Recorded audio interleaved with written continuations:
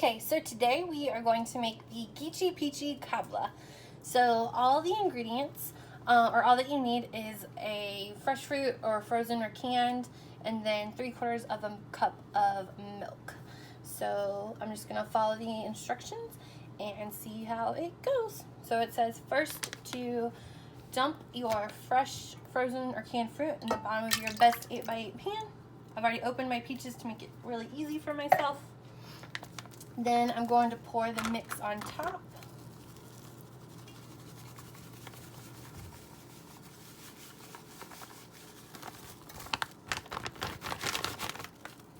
There we go.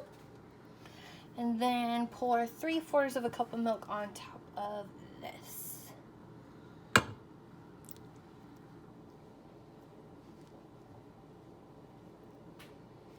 Alright, and now it says throw in the oven for 30 minutes and don't stir it or it will ruin it.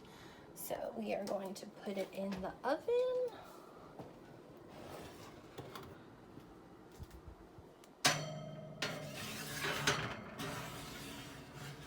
And we're going to bake for 30 minutes and I will see you then. Bye.